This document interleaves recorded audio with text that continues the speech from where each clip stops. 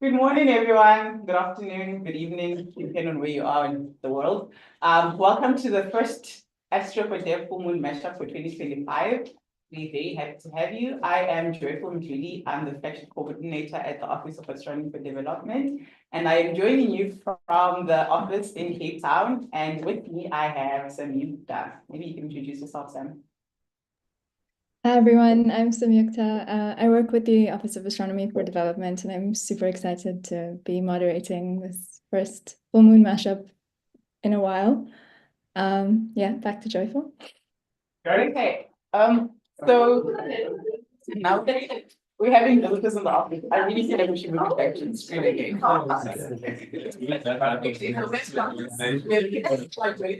In person as well. Oh, let's get them to join us.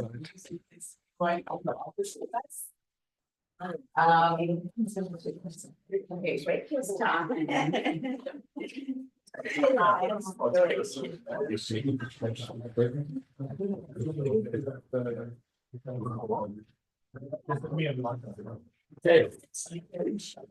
So we go. Okay, we've got a few people joining us, so that's good. So you can just say hi. So, Yes, so we'll just get started because we do have an hour session. So before we get into much detail, I'd like to give over to Charles Bay, our Deputy Director, to tell you a bit about the OAD, and then we will introduce our guest for today and also just getting conversation. yeah. Hi, good morning, everyone. Good afternoon, good evening, depending on wherever you are in the world. So just hello. So I'm just going to speak quickly about our office and what we do for those people that might not have an idea. So we are the Office of Astronomy for Development. We fall under the International Astronomical Union, which is the global body for astronomy or professional astronomers. And we are one of the 5 offices. So the IAU has got a number of offices, and ours was the first office, the Office of Astronomy for Development. You got the Office for Astronomy Outreach, the Office for Astronomy for Education, and the Office for Young Astronomers, as well as the Center for the Protection of Dark and Quiet Skies. So at this office, the Office of Astronomy for Development, we focus on how we can use astronomy to make the world a better place. So, our work goes around, is centered around using astronomy as a science, as a way to positively impact on society.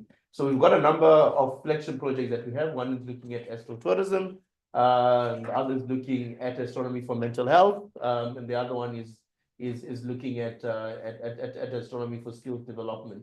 We will have a number of full moon mashups, in this year that's going to talk to different aspects of the work that we do, and we look forward to continue to have all of you. And I think this is also sort of a good lead up as we're working towards this year's annual call for proposals as well, which will be coming out, in February. Maybe we can find some of the ideas and things that we discuss being something that can input when that call comes out, and we can find projects from somewhere around the world that's looking at using astronomy as a science to contribute positively to society. Now I'll head back over to Samyukta and Joyful, who are going to take us forward with this session. And of course, we are very excited to have Anna Levin, who's our guest here today. So thank you, Anna, for being to be with us today. Thank you very much, Charles. So I just wanted to point out that this is an open discussion, an open session. So if you do have questions in between the discussion, please feel free to either raise your hand or leave a question in the chat, and those in the room can also just put a hand up to contribute to the discussion. And so without wasting any more time, I'm going to read a short bio about Anna. I found it on your website. So if I missed anything, feel free to add onto that, and then we'll take it from there. So Anna Levin is an author, journalist, and editor with a focus on people's connection to the natural world. Her work combines a passion for writing and environmental journalism, exploring stories across various subjects from science to the arts.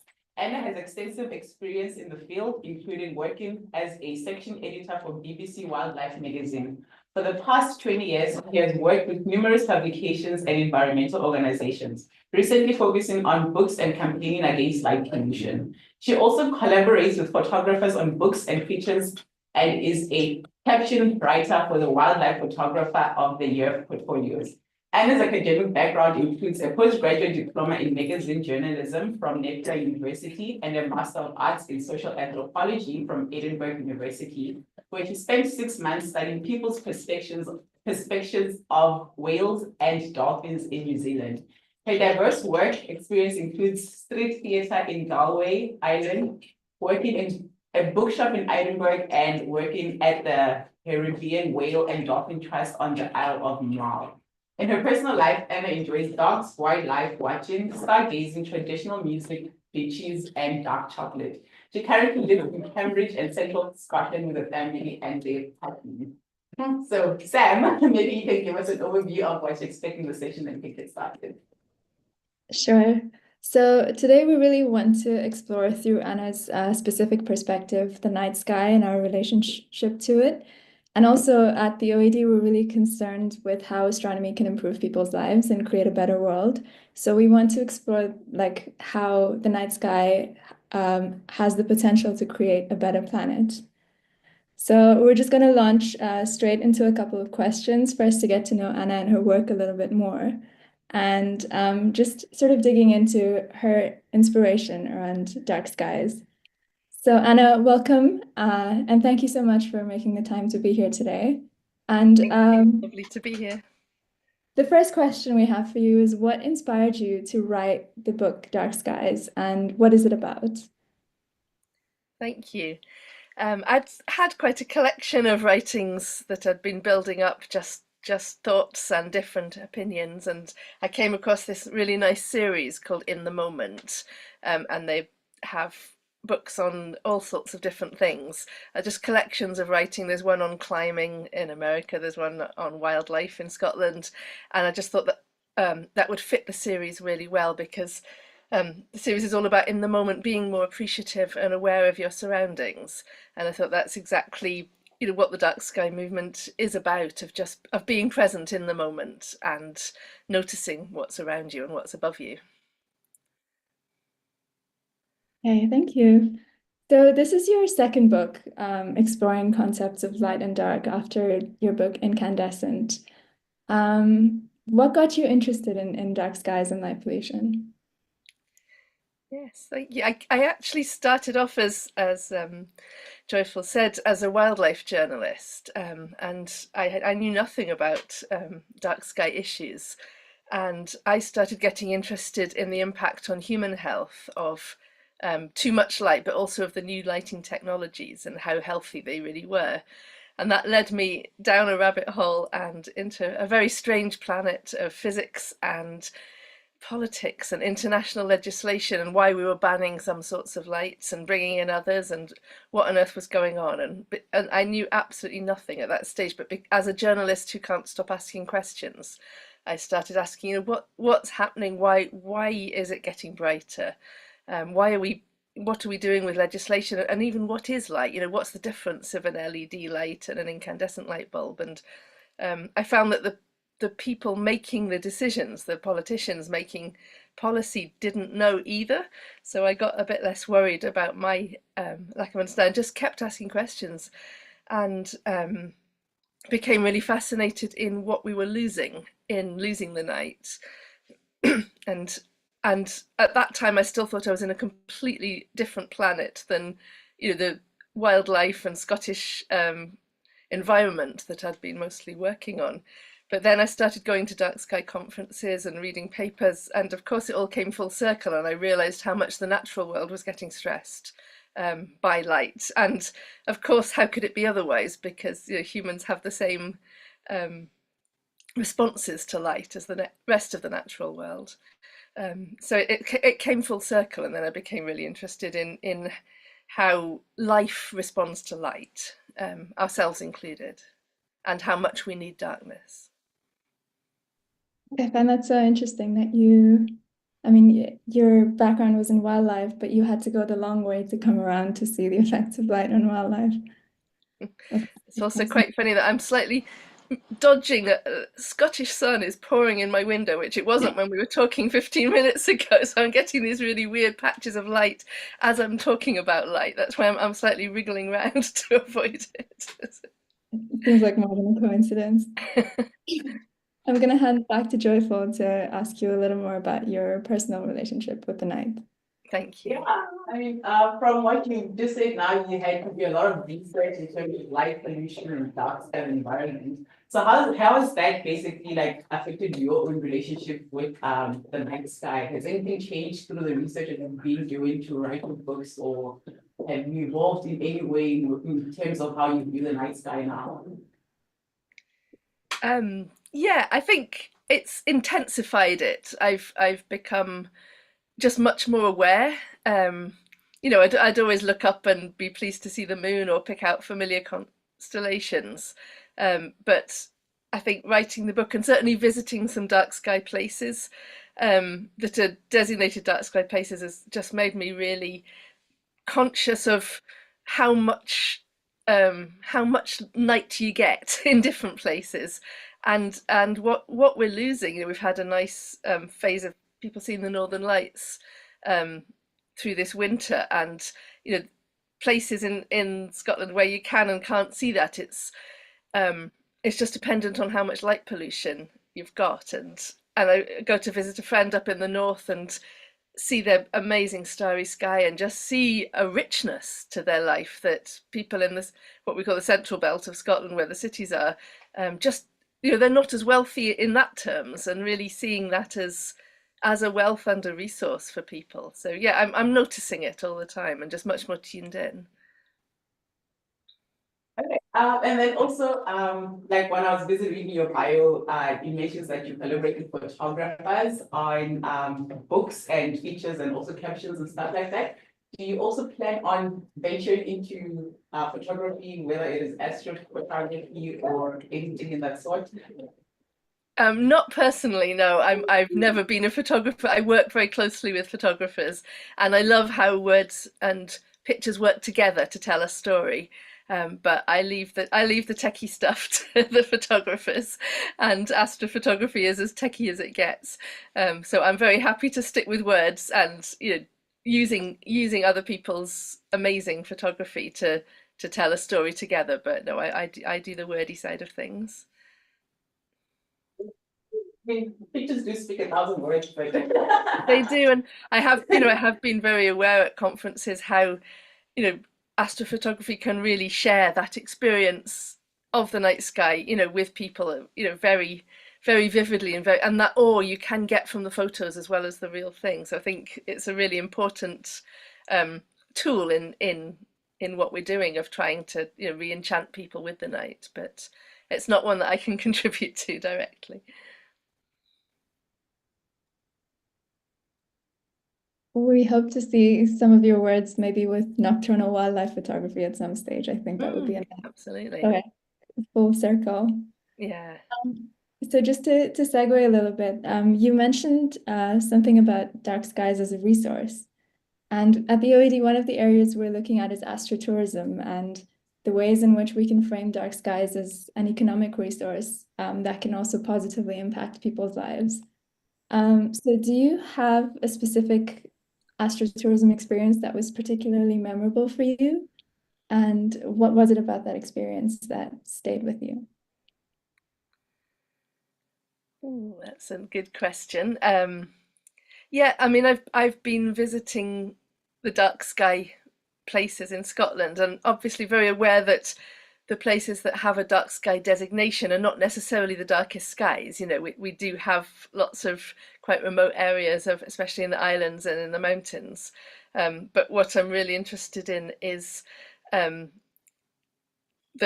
in the dark sky places there's an intentionality, there's an awareness among the people, and I think the thing that stuck with me most recently was I went to the Dark Sky Festival in Mayo in the west of Ireland, and they've done some fantastic work there in some of the towns of just calming the night environment down. So in the town, and that's something I find very difficult where I live, is even going into town at night because the streetlights are so bright and they're so intense, and I'm sort of walking like this if I'm out in the evening. And so interestingly, the thing that really made an impression on me was being able to be out in the night with this very soft orange light, and they've lit a church very, very gently, and we went to a candlelit concert there, and it was just being out in the evening, with a softness and a warmth, but it was, you could still see, and it really made the point to me that the dark sky movement isn't sort of anti-light or about saying we can't have any lights in our towns, because that's not not going to happen and not what it's about, but how a gentle light can really enhance your evening. We didn't see a single star at that weekend because we had dense cloud cover, but we did see a town that was doing night well, and that was really powerful. And I think the Isle of Coll, in the Inner Hebrides off the west coast of Scotland, I've had some incredible nights there of just walking in the moonlight, and just, you could read a book by it, you could just experiencing that and just realizing, what we lose when there's we talk about dark skies, but it's a bit of a misnomer in some ways, because so much of it is actually about the light of the skies and the light of the night, but it's the natural light, not the artificial one. Wait, before you move on, maybe you could also elaborate a bit more on the astrotourism flagship with the OED you are thinking about. Sure. So yeah, the idea we're looking at ways that the night sky can be used to help people develop economically, but also to increase sort of social links between unequal backgrounds, and to conserve the environment through incentivizing the protection of dark skies. So what we're doing is creating resources to help people living in very remote communities, and often like rural areas with dark skies, but the resources can be used anywhere. And we want to try and encourage the creation of experiences of the night sky and experiences in the night to help people maybe think about the night differently, to empower them economically. And yeah, I don't know if I missed anything, Joyful. Please feel free to add.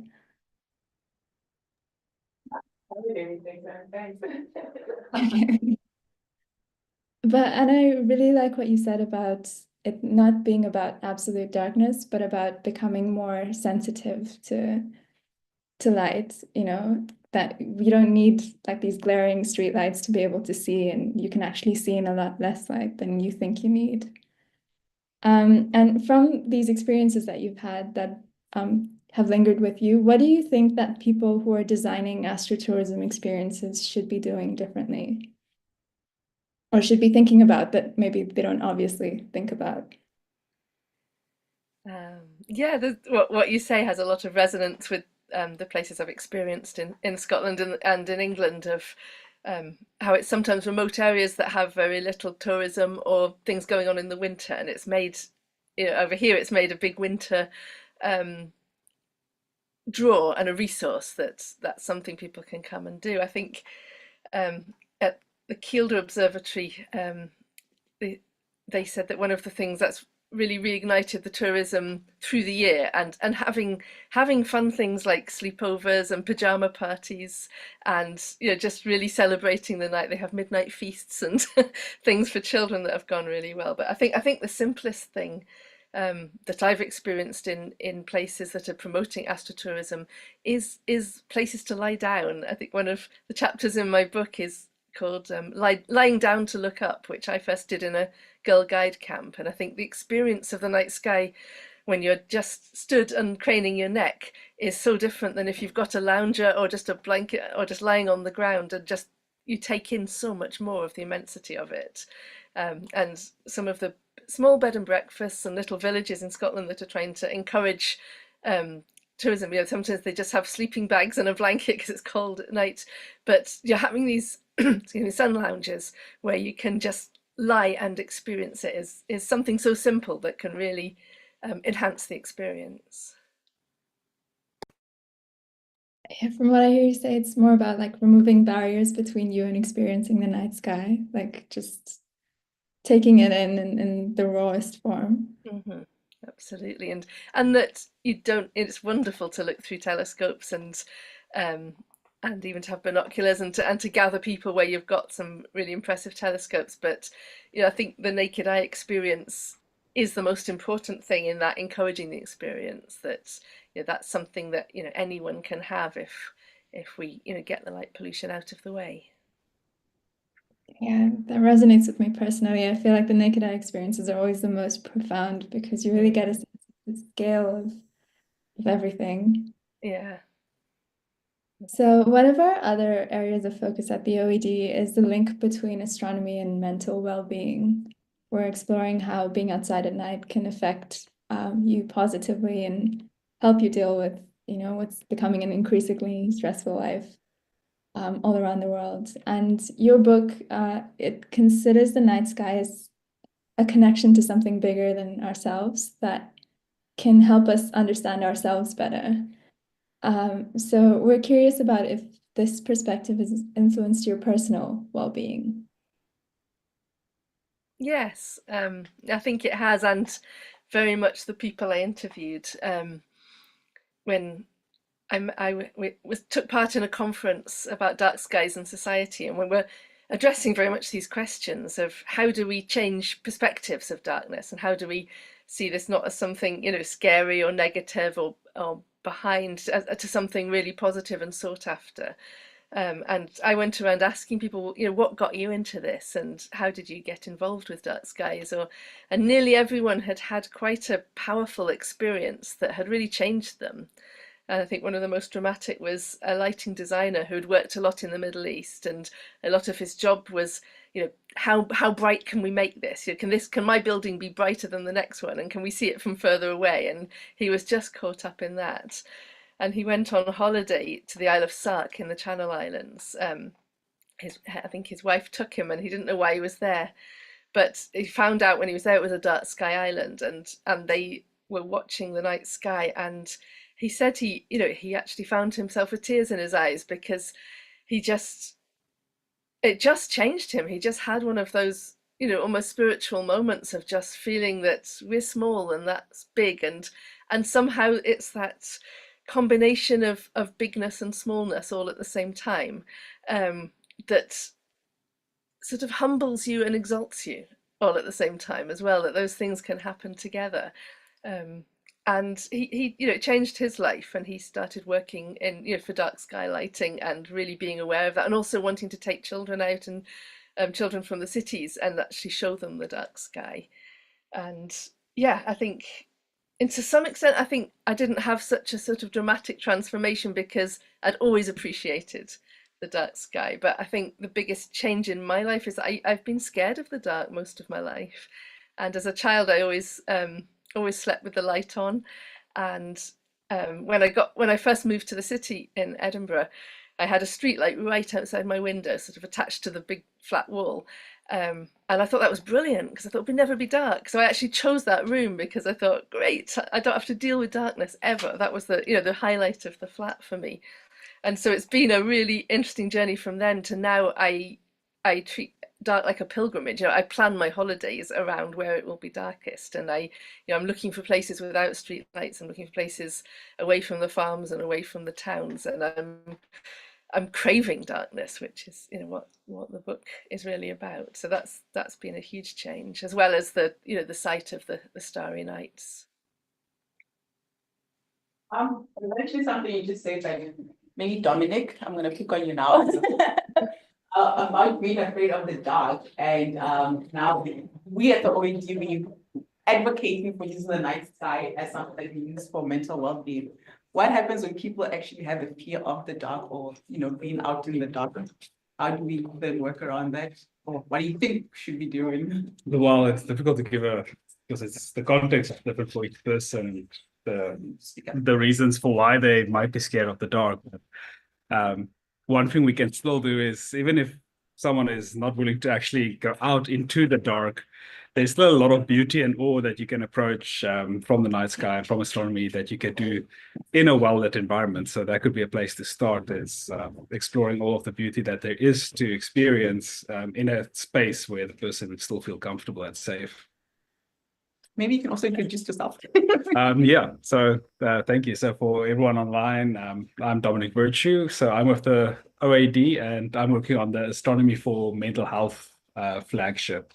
So my background is in social work and psychology. And yeah, my main purpose at the moment is really to see how can we use astronomy in all its various ways to encourage people to take time to become aware of the challenges that they're facing, the resources that they have available, and look differently at the problems that they have in their life.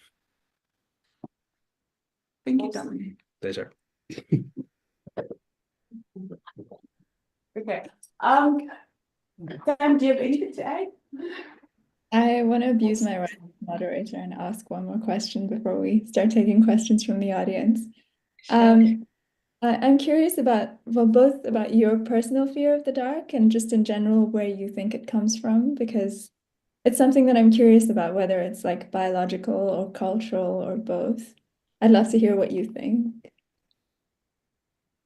Yeah, I guess humans are a daytime species, so it's our natural habitat is the daytime. So there may be something innate and to be wary, especially to be alone in the dark. And I think that's something that's another way to counter that fear of the dark is to do things in groups and to have that coziness of being together, and astronomy as a shared experience is really powerful. But yeah, I don't know the deep psychology of it, but an awful lot of humans are scared of the dark, and I think that's overemphasized in our culture, to that sort of trying to vanquish the things we're scared of and trying to, rather than living alongside it. So we hear a lot in dark sky circles about this guy Alan. The acronym of artificial light at night is talked a lot about, from astronomers and from ecologists. And there's now a database of Alan, and we're learning about the impact all over the world. And I imagine Alan as this sort of big, quite swaggery guy that's causing a lot of damage and stomping around the world. So when I was writing the book, I came up with an acronym brother. An older, wiser brother for Alan, which is Dan, which is darkness at night. And so I'm arguing not that we get rid of Alan, but Alan's got a bit out of hand, and we need to get the balance and appreciate Dan and notice Dan. And I think making friends with Dan has been my journey of really not needing Alan with me all the time, but actually going out to meet Dan and taking others there. So I quite enjoyed personifying these characters as well as a way of making friends with darkness. I love that so much because it's so symbolic of the fact that we tend to notice things that are like visible and loud and stomping around versus something that's more quiet and subdued, but still necessary. Yeah. We have one question from Elimboto. He asks, with the rapid advancements in AI, how do you see AI being used to address the challenges of preserving dark skies, such as monitoring light pollution, creating smarter lighting solutions, or even raising global awareness about the importance of darkness for ecosystems and human health?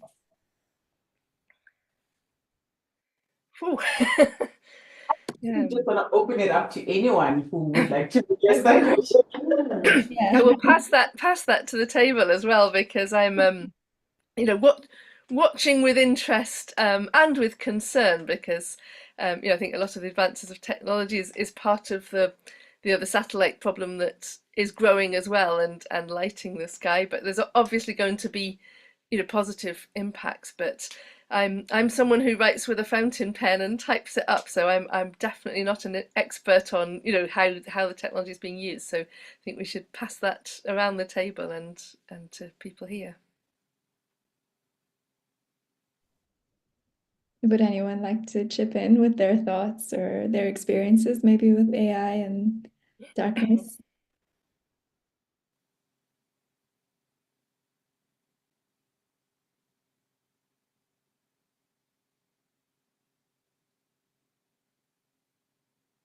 Yeah, it's a difficult question. It's a good question. It's one I would like to read the answer to, but it's certainly not one I could give an answer to at the moment. Yeah. 'Cause, I mean, it seems like with AI, we're entering like a much more virtual world where it might even be possible to have that experience without the need to actually conserve dark skies. Like maybe you could go into this virtual world where you could experience the same feelings. So I don't know, but yeah, it would be great to hear if anyone has any thoughts. And I'll leave that question open, and whoever wants to can chip in, raise your hand. Our resident astrophysicist is reading the question. Maybe he has some insights. Look, I think with the rise of AI, you could look at a number of things. I mean, you could use it, for example, to do some sort of smart lighting sort of solutions as well. And I think that this also speaks to that we need to sort of look differently at the way that we see development, right?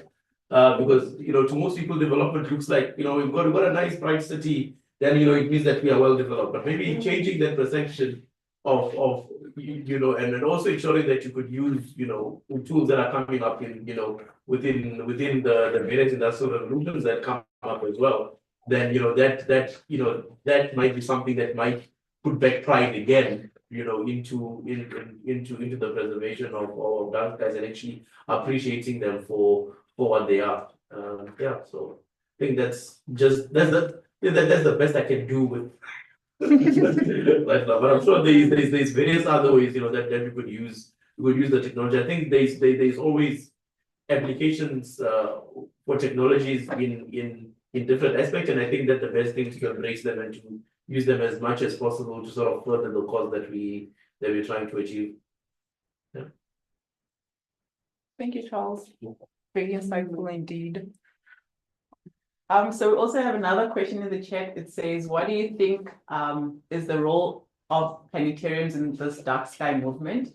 Being a dark sky simulator, I think these equipments can help raise an awareness to the real night sky and inspire people in cities to find darker places and observe the night sky. I think You're muted. Excuse me, sorry. Absolutely. Yeah, I think they're a wonderful resource and have a particular role here in Scotland, where we often have very cloudy skies. So if you're doing work with children and you want to take them to the islands and you want to take them to the dark places, and then we get dense cloud cover, it means you can still do that, and you can still do the starry thing. So you can experience the sky within a dark environment and then still enjoy the dark outside and see the dark as an attraction in itself, as well as the lights of the sky. And as you say, it also means you can bring the sky to people as well as bringing people to the sky, and that sometimes that's the first step. Sometimes bringing that into a school or into a city, into a different environment, and then people see things and think, I want to go out and see that for real. So yeah, fabulous resource to have, and very important. And I think maybe just using it generally as a, planetariums have always been a very good tool for sort of, outreach. And I think that, there could be a nice eye opener for people to say that, look, this is what the sky looks like, right? You can go outside and experience, the real life planetarium out there. Also sort of use the planetarium sort of experiences to inspire more outdoorsy sort of activities, for people that they can do, that you actually do have access to, to this beautiful dome that is, your own planet. If you go to a nicely highly elevated place, like the sun, like in Southern, you got the plateau, you got this nice planetarium effect, just of the natural dark skies, and finding how we can get those sort of two things to sort of complement one another. I think that that'll be sort of be a very useful tool. Yeah. Any more questions from the audience in the room? I'm just loving the eye opener that today has been for me. You'll excuse the slight pun there. Yeah, so thank you, Anna, and everyone here. I'm like, oh, wow, yes. And it just seems like such a beautiful metaphor for what the world is going through. That, you know, we always invert, oh, lightness is the thing to go after, whiteness and lightness. And this is just such a welcome, yes. Darkness has a beautiful place. And yeah, I'm committed to reading your book and learning more. I actually have a quick question for you. How did you find out about? Thank you for inviting me, Wilbur. Yes, I was mailing you and thinking it, yeah, it's a lovely intimate thing. So is it just an interest in the night sky, or did you think this is something that I'd like to get to know a bit more about? Indeed. So before this, you didn't do any stargazing? No, I have no background. So yes, I'm like a darkness virgin.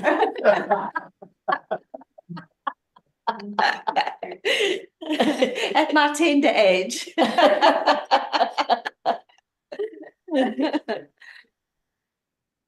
Any other questions, comments?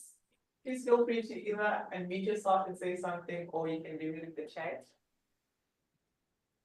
I got one question that was directed to me in the chat. Good afternoon, Anna. Can you address dark sky astro camping and human health? From Maduko, if I'm pronouncing that right.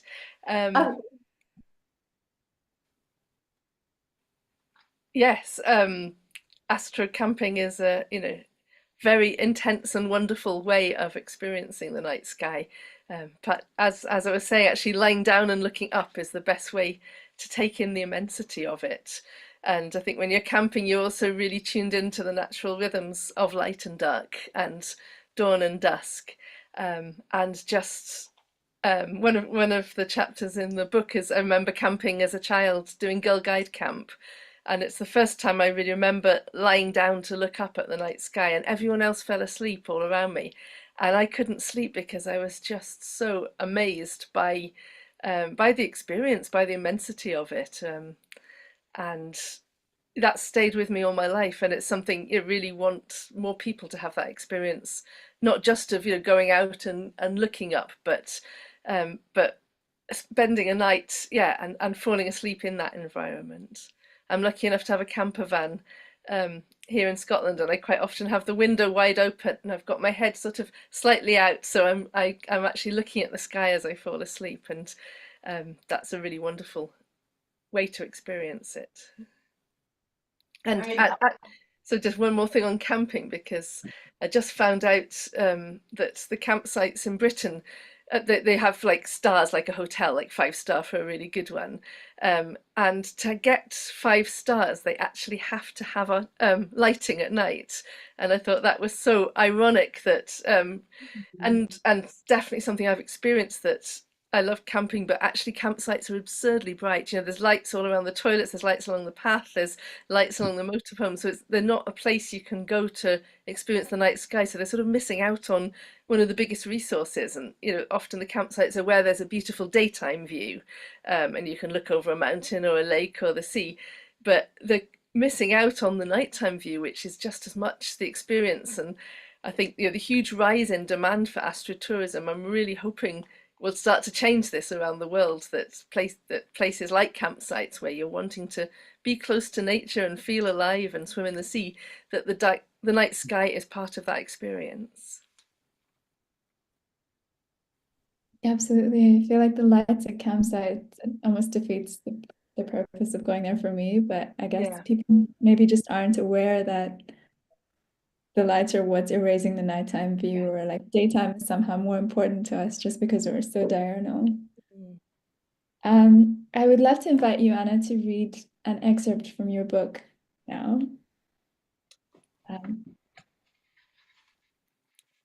Maybe I was going to read a different one, but actually maybe just describing that camping experience. Maybe I'll go back to my childhood camping, and that would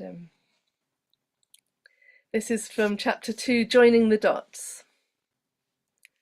I must have been about 13 years old, on a Girl Guide camp in a field in northern Lancashire. I wasn't really Girl Guide material. Wearing a uniform was a penance that had to be endured at school and not something I would choose in my free time. So I never joined properly, but somehow they let me come along anyway for what I saw as the good bits. Campfires on the shore, melting chocolate into bananas slit lengthways, and, best of all, sleeping under the stars. So there we were in a huge field, free within the limestone wall that curved along its boundary. It was the first time I ever remember lying down to look up at the night sky. Sure, I'd seen the stars before.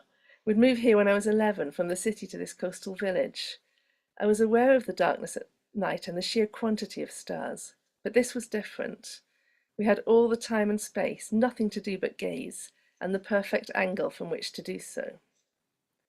Crane your neck and look up into a star-clustered sky, and I guess you take in about 90 degrees of the view, a bit more if you tip your head right back.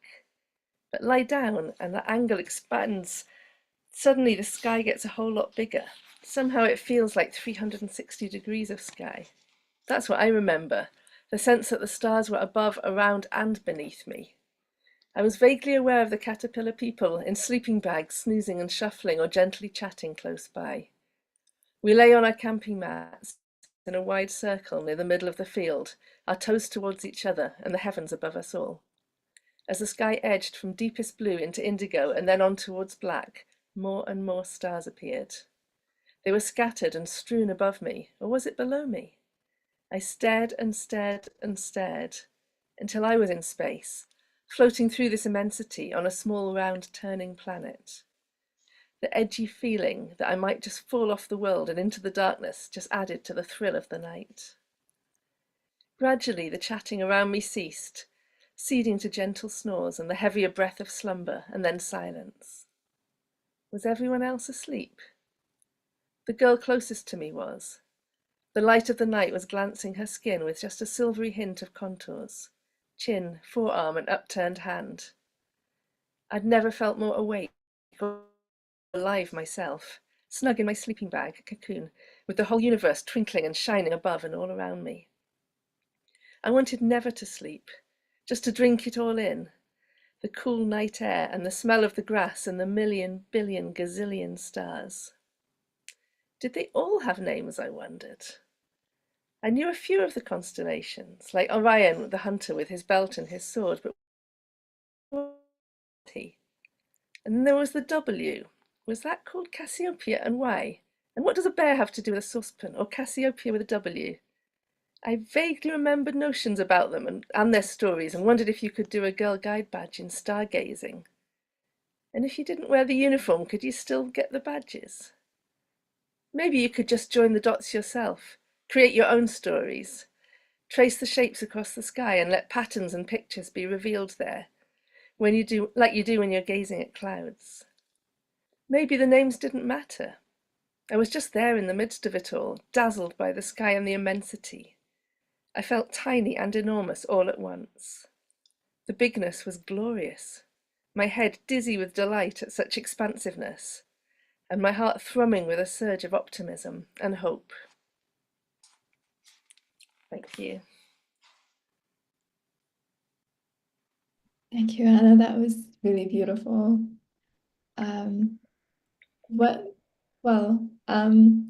Yeah, I guess this would relate to your book. What would you hope is the main thing that people take away from your book?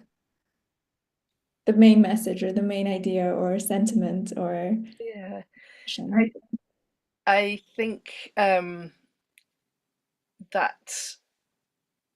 darkness is necessary and can be a solace and can be beneficial and healing and something that we need to value and bring into our lives.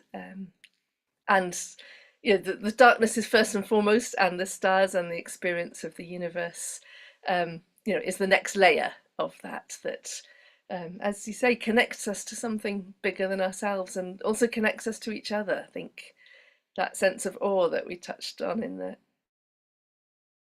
of mental health is a necessary part of being human. I think we need to feel small and big, and psychologists these days talk about an awe deficit, that we're, you know, people are actually lacking that sense of wonder, and there's a vacuum in its place that I think can be very destructive for individual, you know, mental health and well-being, but also for our world and our society.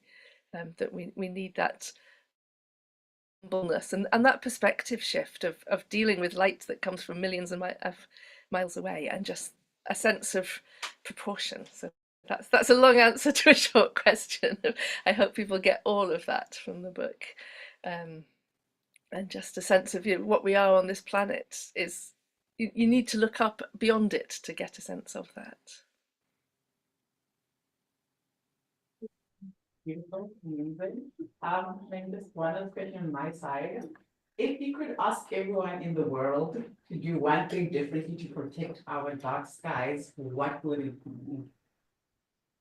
I would ask them to switch the lights off and calm the lights down. Switch the lights off when they don't need them. You know, don't light the garden, shut the curtains. You know, let the wildlife around us and have the darkness, and just really think about light as something to use when you need it, not just to have everywhere all around. Because we have this thing on this where we say, so what is people's favorite coats, and Sam tends to say it's too bright in person. I think Sam would definitely agree with me that everyone should just switch off their lights.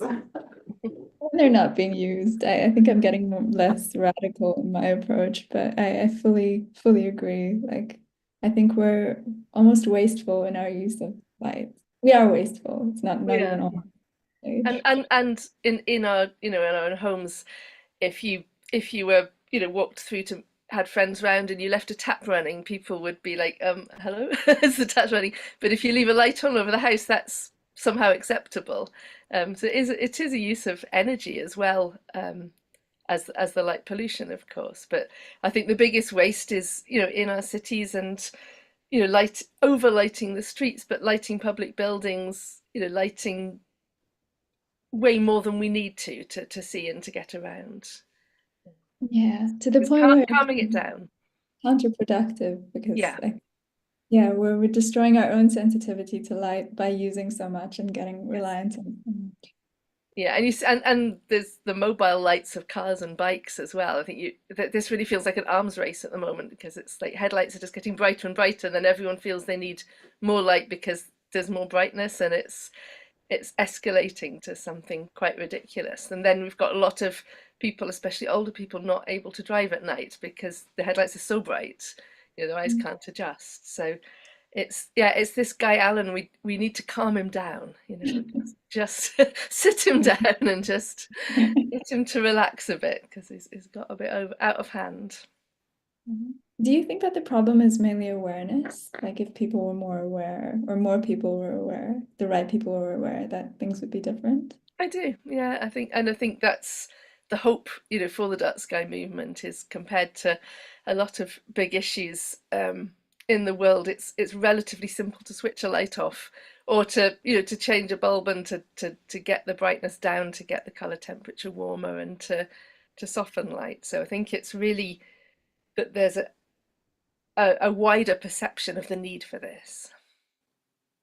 And I think the way to, you know, rather than saying too much light is bad and, you know, Alan is ruining our world, which he is. So if there's anyone called Alan here, I'm picking on this Alan guy. I think the other side of that is really promoting darkness as peace and solace, and healing, you know, to the very cells in your body as well as your nervous system and your mind. That, you know, we need that balance back, and we're out of balance. It's not going the other way, that, you know, light is bad and dark is good. There's no good or bad in this. We evolved to have a pattern and to have a balance of both, and the same with the wildlife around us. Well, just to add on to what you just said about light being bad and dark being good, there are some people who actually associate light with good because they feel safe when it's like a lighted spot. where you stay is something that people have to worry about, that they feel like they're not safe when they're in dark places. And they feel like it's much safer for them to be walking down the street when it's really bright as compared to where you just have less light around.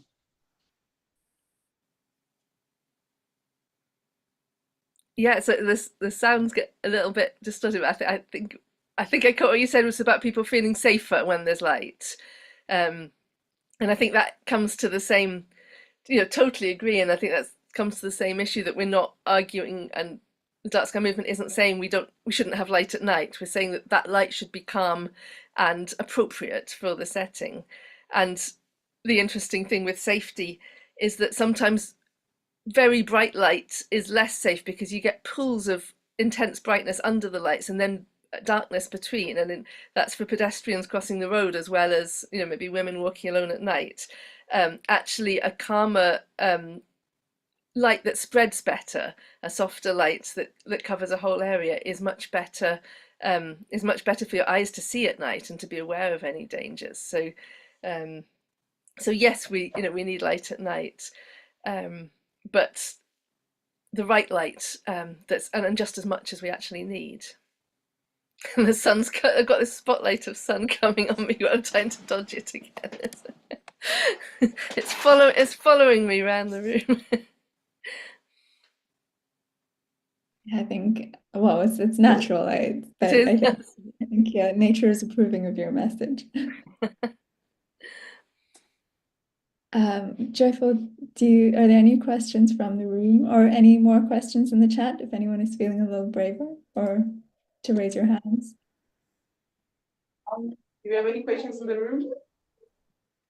No, we have nothing on our side, and there's nothing in the chat. I think we can wrap up the session. Joy, Yes. is it coming from Kevin or what?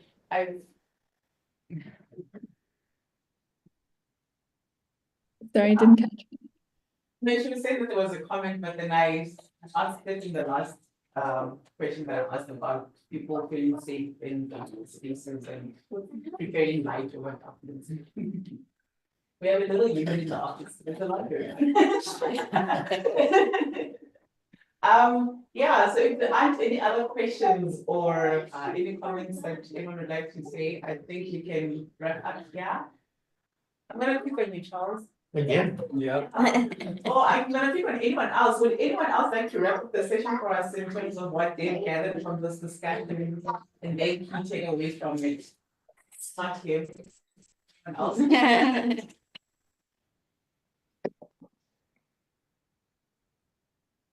I think everyone's a little shy today.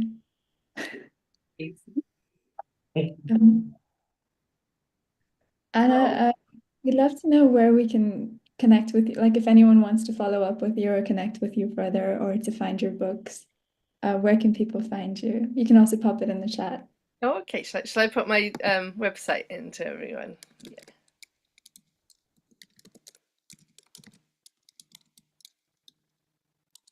Joanna says thank you for sharing your inspiring stories, and she can't wait to read your book. And yeah, thank you to your really organizing. Thank you so much, Sam, for facilitating the session for us. Well, thank you, of course, Joy, for being such a great co-moderator. And thank you so much, Anna, for giving us your time. And oh, there's a question. Yay. Okay, this is from Antonia. It says, hello, Anna. I'm wondering, are there any local tribes living around the places Scotland has preserved as a dark sky trail? If yes, is there any Indigenous knowledge related to the sky? Thank you. It's a really good question.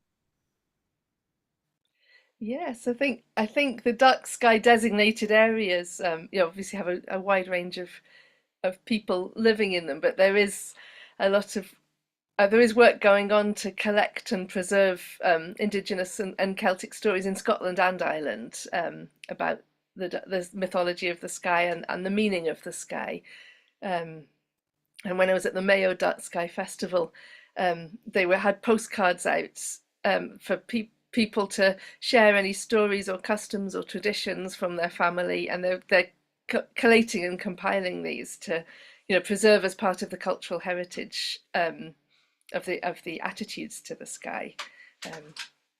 So I don't know exact stories, but I know that work is going on, and that is also part of our connection to the dark sky, that it goes, right from the cutting edge of science to the deepest myths and legends of the human story, and I think that's something so powerfully shared in your work as well, that we're drawing on both sides of connection and of how humans relate to the night sky and how important it's always been, everywhere. You have a special shout out. Wave at them. There's someone in the chat that's saying hi to you. Wave. There is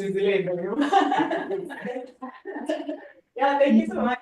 So basically, we coming to an end of our full moon mashup. So these are the ways to typically happen on the full moon, but then Fridays are just ideal for us as the authors, so we've chosen the Friday choices for the full moon. So I hope everyone had an opportunity to enjoy the full moon to go on the 12th. And so the next one hopefully will be next month on the first Friday to the full moon, unless the full moon actually lands on a Friday, that is still ideal. But otherwise, it'll be the 12th Friday to the full moon. And basically, the aim of the sessions are to explore what could come from brainstorming across disciplines about development. So we're not necessarily limited to just the things that we do, but we're always looking for different topics. Every month will be a different topic with people from different disciplines, where they give us their use of what they are working on and things that they working on, and we can explore how astronomy can also play a role in this. So if you're interested in being one of our guests for the next full moon mashup, please just pop us an email at info@astro4dev.org. Otherwise, you can also just join us at our next full moon mashup. Thank you once again, and If anyone thinks any of the things discussed at the full moon mashups can result in some exciting project or something that they're thinking about, they should feel more than free to contact us so that we can see what we can do to help and sort of use these sessions to actually have some positive impact. Thanks, everyone. Oh yes, and one last thing, it's in the chat. Next week Friday, we will have presentations from projects that we funded last year, 2024 projects. And it will be open to the public, so anyone as well, more than welcome to sort of kind of join the session and hear about the projects that have carried out activities that relate to astronomy for development. And then our email address is also left on the chat. And I see a hand in the data. If you want to unmute yourself, maybe.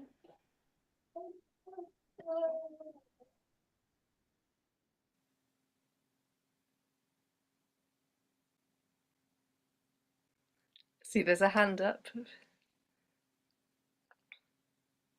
Feel free to unmute yourself, Mulugeta.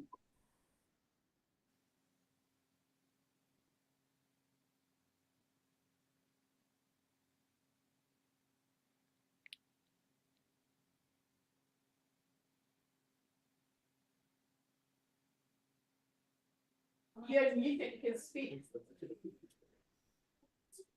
You're unmuted, you can speak.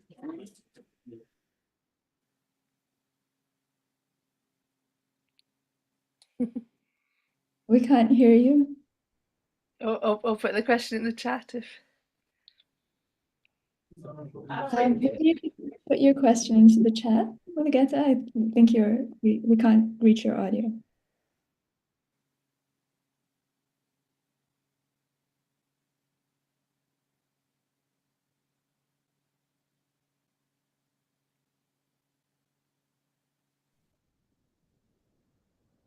In the meantime, Anna, there are lots of thanks rolling in the chat. So I think everyone hopefully got some value out of this. And yeah, we're so appreciative of your time and all very excited to read your book.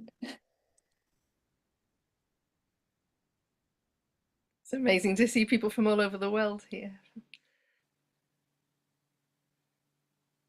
You just send us an email and you can address whatever query you might have, because it feels like we'll be great on LinkedIn. Otherwise, happy Valentine's Day to everyone celebrating. To the rest of us, we'll just go back to work with send emails. Happy Friday, everyone, and thank you so much for joining us once again. Bye.